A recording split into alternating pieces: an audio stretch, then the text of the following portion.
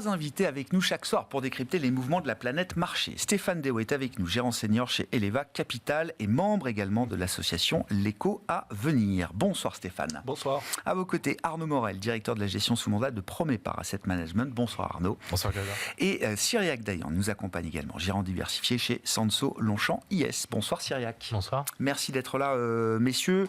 Je voulais qu'on commence peut-être par un petit état des lieux des Trump Trades, Cyriac. Alors, les Trump Trades qui ont animé le marché, notamment à partir de septembre dernier, quand les investisseurs ont commencé à voir arriver la victoire de Donald Trump à l'élection présidentielle. Les Trump Trades, c'est 3 choses essentiellement. L'idée qu'il faut être long dollar, que le dollar va monter. L'idée qu'il faut être short bonds, short obligataire, c'est-à-dire que les taux longs américains notamment pouvaient encore remonter. Je rappelle que en septembre, au moment où la Fed baisse ses taux, on est à 3,60 sur le 10 ans américain. Donc on a vu tout le mouvement de repentification qu'il y a pu y avoir derrière. Et puis l'autre élément, c'était de jouer le marché action américain, le S&P, par rapport notamment au reste du monde, en imaginant une poursuite de la surperformance du marché américain. Tout ça a très bien fonctionné évidemment de septembre jusqu'à il y a quelques semaines maintenant. Ça fait 3 à 4 semaines qu'on a l'impression que ces Trump Trades à minima s'épuisent, voire sont peut-être en train de se retourner gentiment, Cyriac. Oui, tout à fait. En termes de dynamique, il y a une accalmie sur ces trades, mais d'une certaine manière, c'est logique. L'élastique s'était quand même tendu fortement depuis fin septembre, avec un mouvement, si on prend les taux, par exemple, américains, qui étaient aux alentours de 3,70, 3,80, qui sont montés à 4,80. Donc, ça fait quand même 100 pp, 1% de hausse en quelques semaines. Donc, c'est quand même des mouvements qui sont violents. L'euro-dollar, on était passé de 1,12 à 1,02, 10 figures. C'est des choses, voilà, c'est pas des lignes droites. La question, c'est plus de savoir si c'est plus une respiration ou vraiment une remise en cause de ces tendances. Et dans ce cas-là, j'ai plutôt envie de dire que ça dépend des classes d'actifs. Parce qu'il y a une forme d'incohérence d'une certaine manière. C'est-à-dire que si on remet en cause l'aspect dollar, si on se dit que le dollar devrait arrêter de progresser, ça veut aussi dire que les taux, d'une certaine manière, devraient être plutôt orientés à la baisse. Donc c'est pas l'histoire, il faut la voir par classe d'actifs. De mon point de vue, sur le dollar, il n'y a pas de remise en cause pour l'instant. Le dollar est fort. Le dollar va profiter d'une politique monétaire de la Fed où on voit qu'on est sur une discussion de baisse de taux, mais qui est quand même très limitée, contrairement à ce qu'on peut voir si on prend la référence de la BCE en zone euro. Donc, de mon point de vue, c'est plus une respiration sur le dollar. Sur les taux, sur le dollar, on aura quand même un sujet à un moment donné, puisqu'il y a une sorte de rumeur qui nous parle d'un possible accord général pour faire baisser le dollar. J'y crois pas pour l'instant. C'est quoi, l'accord du Plaza 2, c'est ça? C'est un peu on le voit écrit beaucoup. Voilà, on voit beaucoup écrit. Je vois pas les autres banques centrales aujourd'hui s'aligner sur cette position-là. Mais je pense qu'à un moment donné, si le seuil de douleur américain en dessous de parité peut se poser, on pourrait avoir cette question-là. Mais pour l'instant, le dollar, de mon point de vue, continue à être orienté à la hausse pour cette question de taux.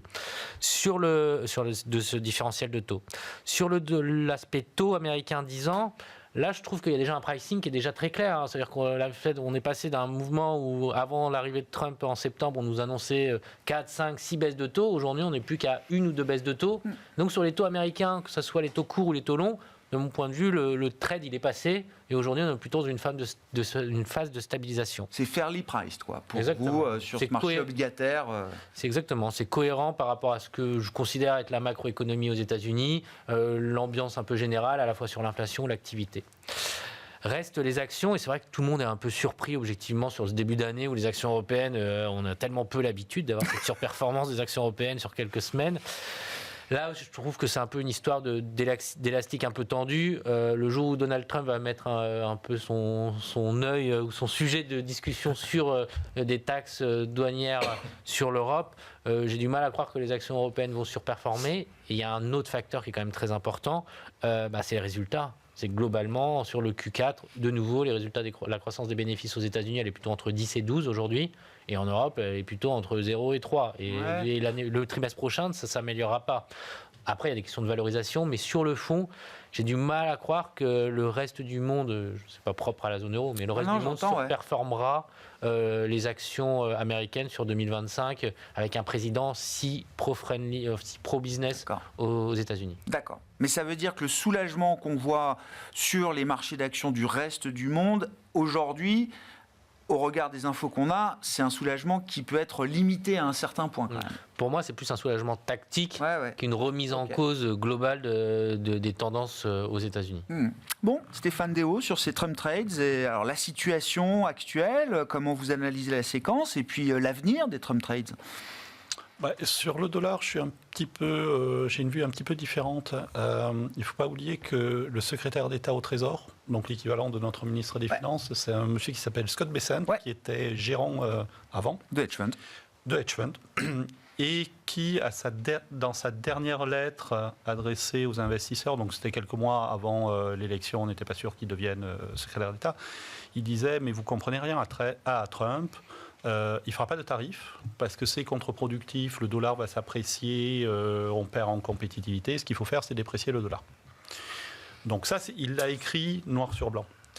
Et on sait qu'après l'élection, il y avait le choix entre essentiellement deux personnes, donc Scott Bessent qui a gagné le prix, et l'advisor qui est un ayatollah des tarifs et qui ne pense qu'à une chose, c'est mettre des tarifs le plus haut possible sur tout ce qui bouge. Bon. Il est son conseiller au commerce quand même, Robert Lighthizer, je crois. Oui, il est toujours, dans les parages.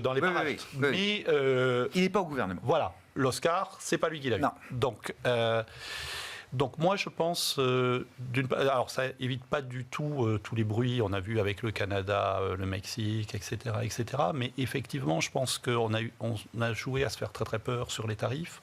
Je ne suis pas sûr que ce qui sorte de l'administration Trump 2 soit des tarifs aussi élevés que ça. Par contre, je pense que la tentation à un moment donné de déprécier le dollar, alors la question c'est comment vous faites, ça c'est plus compliqué, mais la tentation de déprécier le dollar peut arriver. Alors, Bessent, il rentre là dans le jeu. Là. Il a fait hier toute une série d'interviews, c'est la première fois qu'on l'a vu alors, sur Fox Business, sur Bloomberg, pour donner un peu de cohérence à la stratégie économique du président américain. Il reste l'avocat politique, en tout cas, d'un strong dollar policy. C'est vraiment la politique du dollar fort est intacte, elle ne bougera pas, et ce sont les devises des autres qui sont trop faibles. Oui, tout à fait. Mais si vous regardez ce qui s'est passé avec le Canada et le Mexique, on annonce, alors typique Trump, on annonce un gros truc bien méchant. Et puis, en 24 heures, 48 heures, on trouve un accord. Et donc, en fait, il y a les tarifs, la montagne accouche d'une souris. Donc, il y a quand même quelque chose qui est en train de se passer. On n'est pas du tout sur du Lighthizer. Alors, on n'est peut-être pas sur du Bessent. Mais on est plus proche du Bessent que du Lighthizer une fois de plus. Donc, moi, je pense qu'il faut faire attention parce que le dollar est extrêmement cher comparé à sa valeur fondamentale. Alors, je pense, en jargon d'économiste, on appelle ça la parité des pouvoirs d'achat. Ça marche très très bien, mais ça marchera très bien à 10 ans. Donc, pour traiter à quelques semaines, c'est pas partir. Il n'en demeure pas moins que c'est une force de rappel et le dollar est vraiment sur des niveaux très élevés à l'heure actuelle. Quand on le regarde, notamment par rapport aux partenaires commerciaux, pondérés, etc., oui, le dollar est très cher. Tout à fait. Donc voilà, et puis après, l'autre Trump trade, c'est effectivement la Fed. On en parlait tout à l'heure, les chiffres d'emploi, ça marche très très bien. Alors c'est très circulaire, c'est vous créez des emplois, le marché reste tendu, donc il y a des salaires, du coup la consommation qui vient très très bien, du coup vous avez la croissance, du coup vous créez des emplois. Donc il y a une partie qui est très très circulaire sur l'argument, mais tant que ça marche, ça continue à marcher. Et en fait, on s'aperçoit qu'avec le niveau des taux à l'heure actuelle, l'économie américaine va très très bien. En plus, on a une inflation qui a très nettement baissé, mais qui a du mal à casser les 3%, alors que la Fed va aller à 2%. Donc il n'y a pas panique en la demeure, mais il n'y a pas de signaux forts pour baisser les taux dans un avenir proche. Donc effectivement, il va y avoir un décalage entre la Fed et la BCE qui va être assez fort dans les mois qui viennent. Comment vous regardez la situation? Alors, partant des Trump Trades, Arnaud, mais c'est vrai que le corollaire de cet épuisement des Trump Trades sur les marchés actions, c'est ce qu'on disait tout à l'heure, c'est aussi ce rattrapage ou cette surperformance sur quelques semaines, en tout cas, qu'on observe du reste du monde et de l'Europe notamment par rapport au marché actions américain. Déjà, le premier point, on est satisfait de la performance des marchés européens en ce début d'année. On l'a dit, c'est un re-rating aujourd'hui sur le marché. Une décote de valorisation quand même importante qui était au plus haut historique des 10 dernières années. On avait une décote de 35% en fin d'année du marché européen versus S&P. On n'a pas été touché, on va dire, par la foudre, on va dire, des tarifs douaniers de Trump jusque-là. Peut-être que pour l'instant, il n'a pas les bonnes personnes à qui parler avec l'instabilité, on va dire, politique en Allemagne et peut-être et aussi en France. Donc ce sera peut-être dans un second temps. Donc on va voir comment ça se passe. Le point positif en Europe, c'est ce qui a été souligné, on va dire qu'on avait des publications moins pires que ce qui a été attendu. Oui. Voilà, sur le T4. Toujours un jeu relatif. Hein. Et le point intéressant, c'est les révisions. C'est toujours un exercice qui est très intéressant, c'est les révisions sur le T4. Donc sur le dernier trimestre, pour l'année 2024, on a atterri à 1,5 de croissance de BPA. On a révisé, on est passé du 1er octobre à fin décembre de 8 à 1,5. Donc le travail a été fait, c'est reporté sur 2025. Maintenant, pour que ça tienne en zone économique européenne, il y a plusieurs schémas. Le premier schéma, c'est d'avoir une stabilité politique, c'est-à-dire qu'on peut avoir un cessez-le-feu, en tout cas c'est la rumeur du marché des 2 derniers jours, les commentaires sur X de M. Trump. Donc ça peut apporter, on va dire, une vague supplémentaire de stabilité des marchés européens, la valorisation comme je l'ai dit.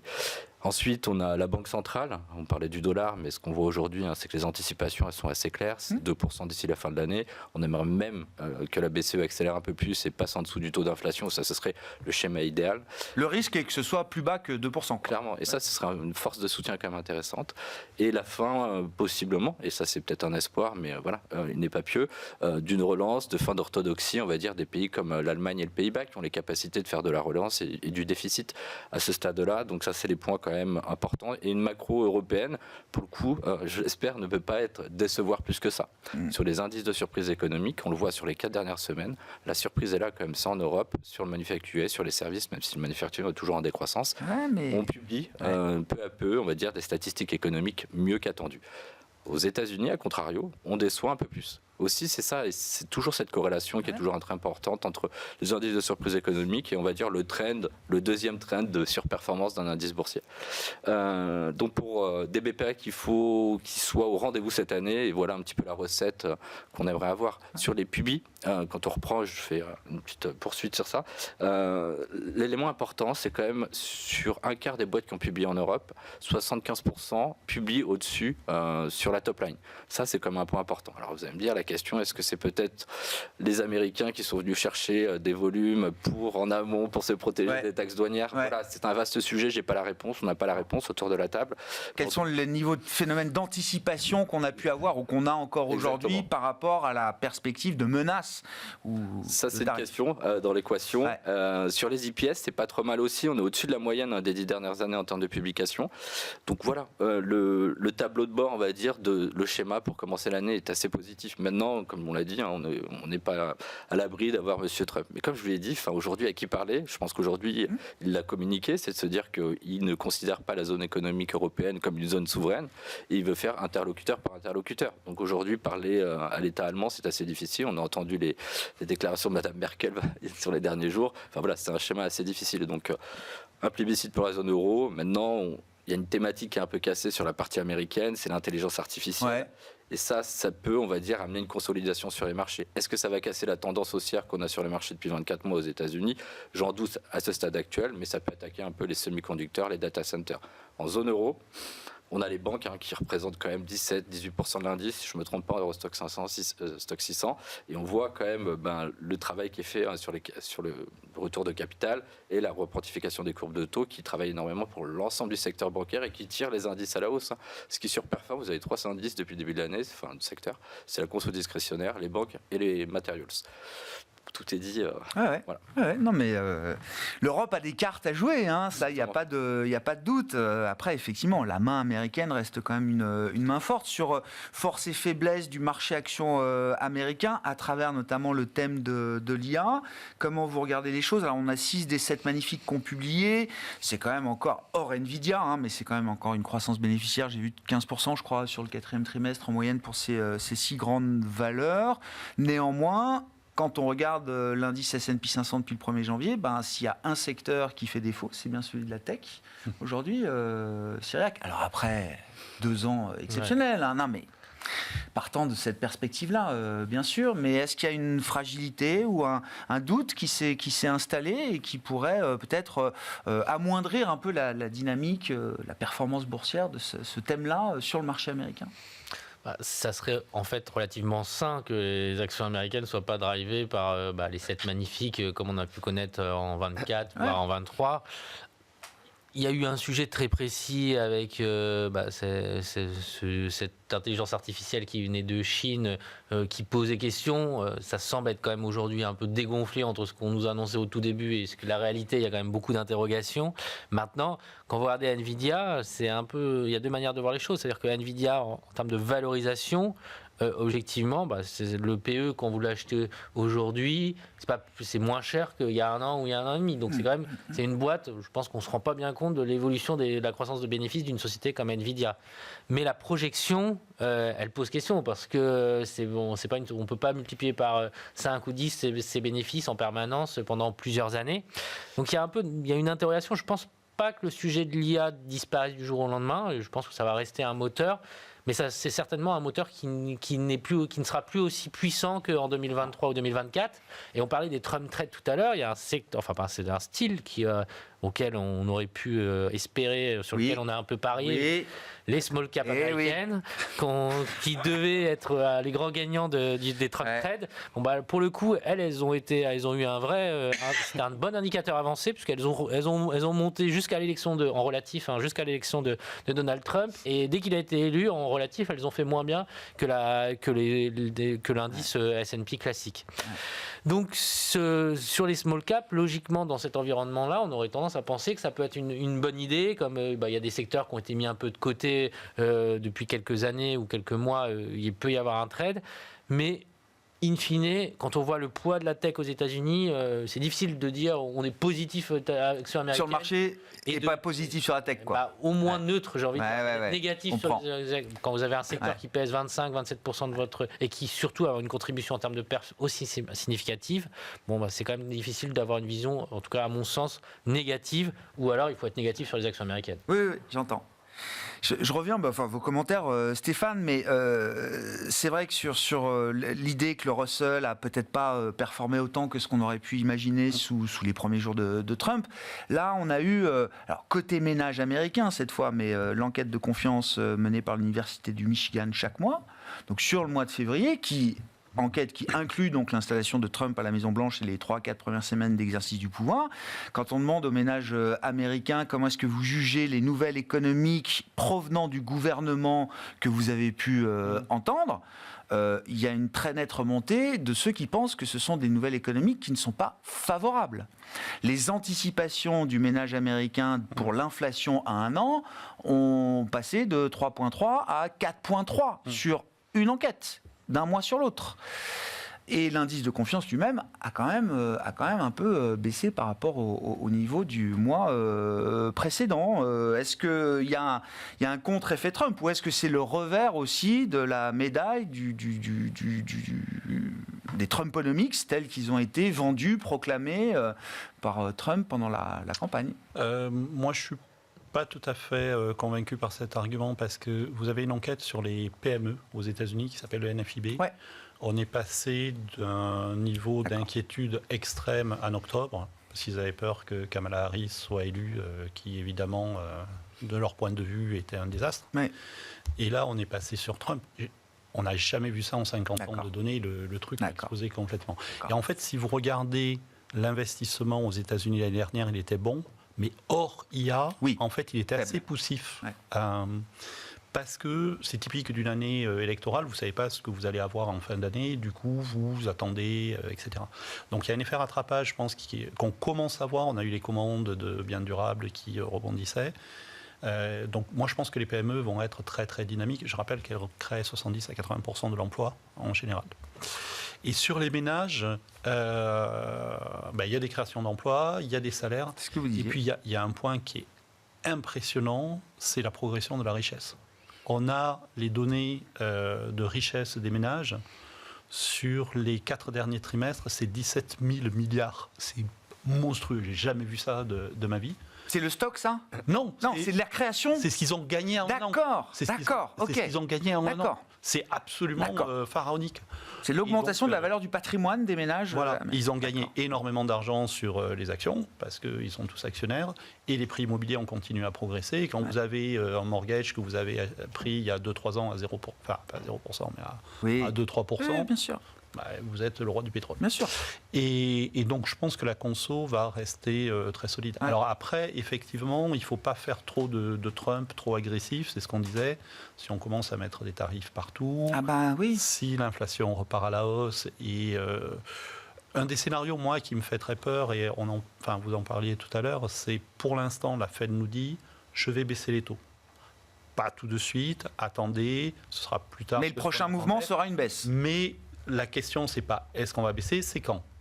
Le jour où la Fed dit peut-être qu'il va falloir monter les taux, alors on en est loin, mais là c'est plus du tout la même histoire sur ce que vous attendez sur les taux longs, et là les taux longs peuvent partir, et là ça peut faire très vite très très mal. Ouais. Donc je pense qu'il faut, pour l'instant, moi je pense que le consensus est encore trop bas sur les États-Unis. Alors, les attentes de croissance, c'était autour de 1,5 l'été dernier. Là, on est au-dessus de 2. Oui. Je pense qu'on finira à 2,5. On va glissouiller vers le haut. Donc, en fait, une année de croissance qui va ressembler à celle de l'an passé, quoi. C'est ça. On termine à 2,5 ou 2,7, je sais plus. Oui, c'est ça. Voilà. Donc, on continue sur un rythme de croisière qui est élevé. Mais effectivement, il faut faire attention. C'est une bonne vieille histoire de surchauffe économique. Ouais. Vous mettez trop d'huile sur le feu. Et puis, vous avez trop de croissance, l'inflation repart. Et on n'a pas vu ça depuis 25 ans. On a eu les dot-com, on a eu les subprimes. Mais vous avez une vraie surchauffe cyclique. Et ça peut... Est-ce que le risque, impossible, est-ce que le risque, oui, mais est-ce que le risque est d'ailleurs de ce point de vue-là aussi, est-ce que le risque est dans le marché américain? Vous parliez du patrimoine des ménages qui s'est apprécié.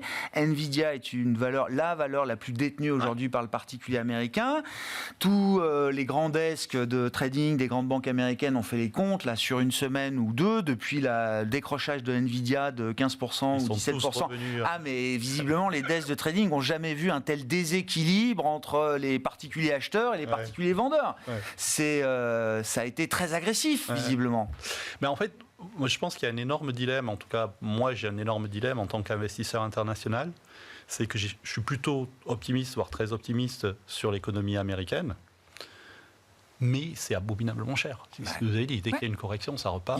Il faut bien distinguer les deux, quoi. Ouais. La partie macro et la logique de marché. Et le marché qui est extrêmement cher. Quand on regarde valeur par valeur, on se dit non, ça quand même c'est trop cher, ça c'est trop cher. Alors, on a du mal à trouver des choses vraiment sexy, honnêtement. Et on le voit sur la saison des résultats. Quand vous avez une entreprise qui déçoit aux États-Unis, c'est un massacre. Ou DeepSeek lundi dernier, la semaine dernière. Vous avez des valeurs qui ont fait moins 30% sur la journée. Ouais. Donc vous n'avez vraiment pas le droit à l'erreur aux États-Unis. Il ne faut vraiment pas se tromper. Et l'Europe, c'est l'inverse. On a une croissance qui est poussive. On va finir à 0,5 de croissance à quelques dixièmes de points près. Ce n'est pas inspirant. Mais on a des valorisations qui sont tellement basses qu'il y a de très belles valeurs. Et là, c'est l'inverse. Quand vous avez une bonne nouvelle,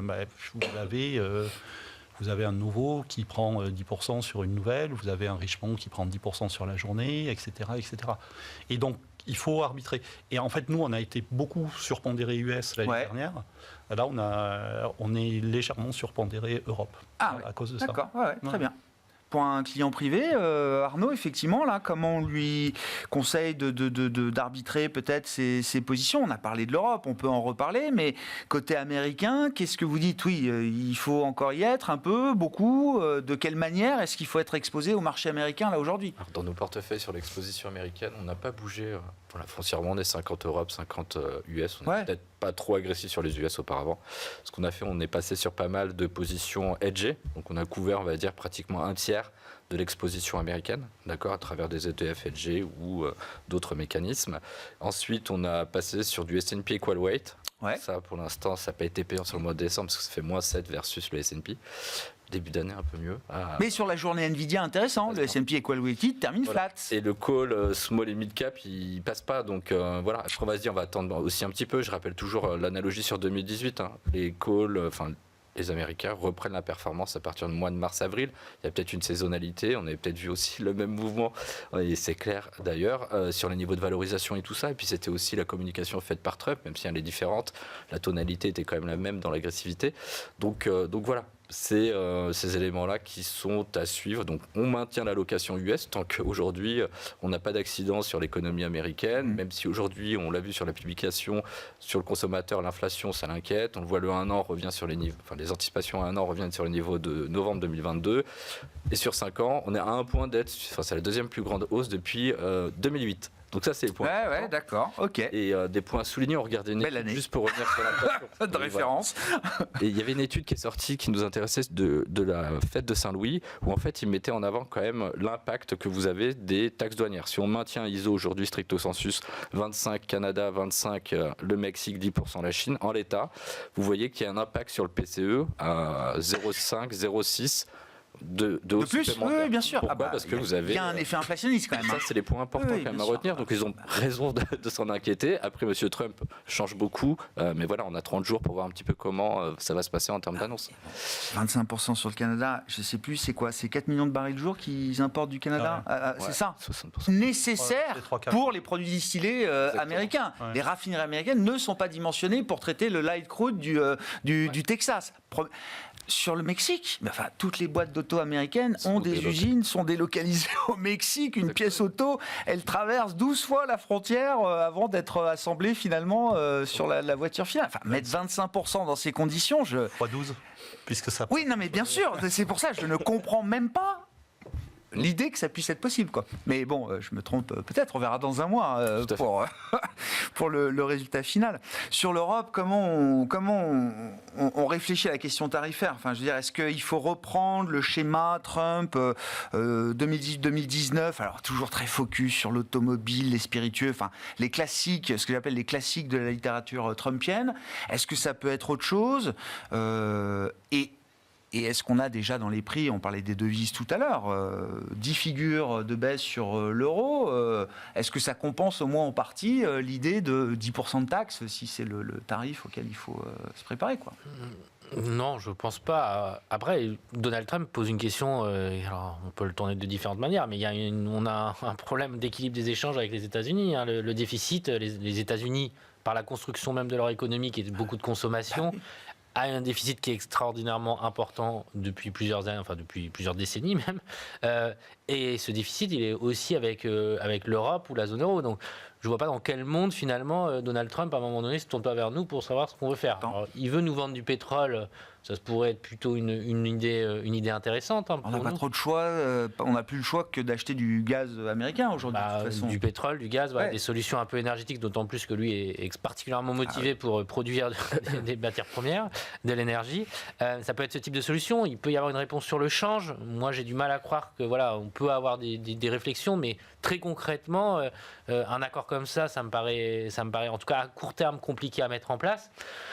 Donc, je pense que on a quand même la chance de voir l'exemple du Canada et du Mexique. Je ne suis pas certain que Donald Trump croit vraiment ce qu'il nous dit. Je pense qu'il est dans une posture de négociation. C'est plutôt d'ailleurs ce que pense le marché globalement. Il va nous annoncer quelque chose d'énorme sur la zone euro. Et puis derrière, on va essayer de renégocier. Et ce qu'il va vouloir, c'est revenir vis-à-vis des Américains avec des annonces, des choses comme ça. J'ai le sentiment que ça sera peut-être plus finalement quelque chose de ce type-là, mais il va vouloir obtenir des améliorations du déficit. Des termes, oui. Et ça, après, ça passera forcément par... ça peut passer par des taxes ciblées, ça peut passer par des volontés de la part des Européens d'acheter, plus, on en parlait, plus d'armement, plus d'énergie, des choses où les Américains ont une valeur ajoutée. Ça peut être aussi des Européens qui s'engagent à développer une industrie de manière plus importante. Mais à la fin des fins, et sans être dans un pessimisme extrême, j'ai quand même l'impression que je suis pas, dans 4 ans ou 5 ans, je ne pense pas que la zone euro sera dans une meilleure situation économique que celle elle est aujourd'hui. Je pense que les États-Unis vont encore gagner des parts de marché, en particulier sur la zone euro, mais sur le reste du monde. Ouais. Parce que finalement, ils ont une capacité qu'on n'ont pas les autres pays. Et ce qui est très intéressant, c'est la Chine aussi. On n'en parle pas beaucoup, mais la réaction chinoise, elle est plus que modérée. Et donc ça fait quand même des États-Unis une forme de puissance assez impressionnante aujourd'hui. Alors, on a vu que le Canada avait vaillamment répondu rapidement, mais si demain il y a 25% de taxes sur les imports, alors les Américains, ça les impactera, mais Trump a quand même fait une déclaration où il prépare le consommateur américain en leur disant... il y aura un peu de douleur peut-être. Voilà, et donc je trouve ça assez intéressant. Mais sur le fond du fond, je crois que Trump, il va gagner quelques parts de marché, quelques éléments, mais je suis pas sûr qu'il va rentrer. Enfin, son vrai sujet, c'est la Chine, c'est pas le reste du monde, je pense. Bon. Sur la Chine, alors je sais pas, j'ai vu quelques chiffres passer que j'ai compilés. La Chine est beaucoup moins sensible au commerce avec les États-Unis qu'elle l'était il y a 10 ans, enfin une dizaine d'années quand Trump est arrivé. Est-ce que la logique de tarif a encore du sens de ce point de vue-là? Est-ce que la négo peut se faire, je sais pas, de manière différente? On a vu que tout de suite, dans les mesures possibles de rétorsion chinoise, il y avait la limitation des exportations des terres rares. Sujet sensible. Dans le même temps, Trump, quand il prépare le cessez-le-feu entre la Russie et l'Ukraine, tout de suite, il voit le potentiel de terres rares en Ukraine et voit que ce serait intéressant de sécuriser ce potentiel au profit des États-Unis. Est-ce que les voies d'échappement sont ailleurs, j'allais dire, que la simple logique tarifaire là? Oui, je pense. Et puis, quand on regarde Trump 1, en fait, beaucoup de gens disent qu'il y a eu très peu d'impact sur l'inflation des tarifs. En fait, c'est faux. Si on regarde vraiment la partie qui a été impactée par les tarifs, il y a eu un impact sur les prix. Le prix des machines à laver a monté. Par exemple. Tu te souviens? Il y a eu des taxes sur les machines à laver. En fait, il y a à peu près 80% des tarifs qui ont été payés par le consommateur final. Donc, si on commence à jouer avec 40% sur toutes les importations chinoises, ça va faire mal, ça va me faire même très très mal. On sait que, alors à tort ou à raison, l'ensemble des politologues pensent que Biden a perdu en partie à cause de l'inflation et toutes les déclarations sur on va faire baisser le prix du pétrole, je pense, sont liées en partie à ça. C'est aussi des effets de manche, etc. Donc, oui, une guerre, enfin, pour revenir sur ce qu'on disait en début d'émission, une vraie guerre tarifaire, moi, il ne faut jamais dire jamais avec Trump, mais je pense que c'est probablement pas le sujet. Par contre, il y a un vrai sujet de technologie. On l'a vu avec DeepSeek, avec l'intelligence artificielle. Alors, ils disent qu'ils ont fait ça avec 3 bouts de scotch, etc. On verra. On a eu, entre parenthèses, exactement la même chose avec Huawei qui avait dit, il y a 2-3 ans, on a réussi à faire des puces avec de 5 nanomètres. Et en fait, on s'est aperçu 1 an ou 2 après que... ils avaient utilisé beaucoup de ressources, que c'était pas viable, etc., etc. Il n'en demeure pas moins que ils sont arrivés à un niveau où on les attendait pas du tout, beaucoup plus tôt, beaucoup plus vite. Et donc même s'ils ont mis des ressources un peu plus que ce qu'ils veulent bien nous dire, plus que 3 bouts de scotch, il y a quand même un vrai sujet de leadership technologique. Et ça, par contre, je pense que les États-Unis s'inquiètent sur ça. Ouais. Moi, j'ai trouvé l'argument, que je salue Wilfried Galland, mon conseiller à Arbevel. Pour lui, sur l'Europe, il appelle ça, c'est la cathédrale normative européenne, la réglementation européenne sur la tech qui empêche, et pourtant les États-Unis sont exportateurs nets de services technologiques vis-à-vis de l'Europe, très largement, mais ça peut être un point de crispation pour Trump qui imaginerait que cette réglementation empêche d'asseoir encore un peu plus la domination de la tech américaine sur le territoire européen, et que c'est plutôt là, sur cette bataille-là, en 2024-25, qui va vouloir porter le fer, quoi. Oui, ça, je pense que c'est pas impossible. Et puis il y a l'aspect défense aussi. Et l'aspect défense. Moi, ce que j'ai cru comprendre, c'est que déjà les Européens qui dépensaient beaucoup en défense mettaient la pression sur les Européens qui défendaient pas assez, en disant, écoutez, sinon on va être en conflit avec les États-Unis. Et je pense que sur ce domaine-là, il a été très très clair. Mais dépenser plus, ça veut dire en partie acheter un peu plus de matériel américain. On n'a pas encore une filière ou une défense européenne qui permettrait de subvenir à l'ensemble de nos besoins de ce point de vue-là. On a plusieurs problèmes. On a une filière qui est complètement saturée à cause de la guerre en Ukraine. Si on arrête la guerre demain matin, de toute façon, ça libère des espaces. Pas tellement, parce qu'il faut refaire les stocks. Donc de toute façon, on est quand même saturé, au taquet, saturé. Et puis on a aussi un énorme problème dans la défense européenne, c'est la disparité du matériel. C'est-à-dire que, alors je cite ça de mémoire, j'espère pas dire de grosses âneries, mais vous avez 2 ou 3 avions de chasse aux États-Unis, il y en a plus d'une douzaine en Europe. Ah oui, d'accord. Sur les tanks, c'est pareil. Vous en avez 1 aux États-Unis, il y en a 6 ou 7 différents parce que il qu'il y a des pays qui produisent leur tank, il y en a qui vont acheter aux États-Unis, etc., etc. Donc il y a un vrai sujet d'homogénéisation, et ça va pas se faire du jour au lendemain. Donc de toute façon, il y a une partie du budget défense qui partira effectivement en matériel et en matériel US. Cyriac, sur la fin de l'idée d'un cessez-le-feu ou d'une stabilisation, ou d'un gel du conflit entre la Russie et l'Ukraine, ça peut vraiment... Est-ce que ça peut permettre d'enlever encore une partie de la prime de risque sur les actions européennes ? Hier, on me rappelait, c'est vrai que j'avais plus cette info en tête, autant il y a eu un ban, une interdiction sur le pétrole russe, même si il y a des voies un peu d'échappement qui restent évidemment non bouclées, mais sur le gaz russe, il n'y a pas eu d'interdiction. Alors le prix du gaz russe est beaucoup plus cher aujourd'hui, mais si le conflit cessait demain, s'arrêtait, se stabilisait, on peut imaginer quand même que le gaz russe pourrait retrouver un prix, alors l'antérieur j'en sais rien, mais un prix peut-être plus confortable pour la compétitivité européenne. Alors, sur ce point-là, moi j'ai une vision qui est un petit peu, pour le coup, contrariante. Je ne pense pas que ça change radicalement la donne, un accord sur l'Ukraine. Je pense que la prime ukrainienne sur les actions européennes... C'est normalisé alors, pas tout à fait, mais si demain il y a un accord, on parle peut-être d'un rebond qui serait peut-être de 2-3% sur les actions. Je ne pense pas du tout que ça va rallier de 10% parce qu'il y a un accord sur l'Ukraine. On est un peu, le marché en tout cas est passé à autre chose et je ne pense pas du tout que ça soit un game changer. Sur le gaz et le pétrole russe, si demain il y avait un accord, certainement que les Russes négocieront pour avoir un accord à ce niveau-là. C'est une chose qui puisse réexporter, on va dire, de manière beaucoup plus simplement que ce qu'ils peuvent faire aujourd'hui, même s'ils ont trouvé des parades. C'en est une autre, et j'ai du mal à le croire par rapport à la discussion qu'on avait précédemment, que les Américains acceptent que finalement on rouvre l'Europe vienne se servir dans le pétrole et le gaz russe. Exactement. Je pense que les Américains voient vraiment une part de marché. On a créé d'énormes sites pour utiliser le gaz liquéfié américain. Je pense que c'est un peu illusoire de croire qu'on rouvrirait les vannes. Alors les Allemands aimeraient beaucoup cette solution, les Hongrois encore plus, mais je ne suis pas sûr que finalement ça puisse se faire de manière aussi simple que ça. Voilà. Si l'Ukraine, demain, il y avait un accord, ce serait positif, mais pas radicalement un changement radical. Sectoriellement, ça peut être quand même un événement pour les actions européennes court terme, ça peut quand même être difficile, on va dire, pour le secteur de la défense, clairement, européen. Ça va être... Et ça va être positif, on va dire, pour tout ce qui est la partie industrielle, infrastructure, matériel. Ça va être positif, on l'a vu hier sur les mouvements, CRH très exposé US. Appris, c'est Saint-Gobain, donc tous ces secteurs. C'est du bâtiment, c'est ça. Rénovation, donc ça c'est des points importants. Et le secteur de la défense qui peut déréter, on va dire, mais les besoins, comme ils ont été soulignés, de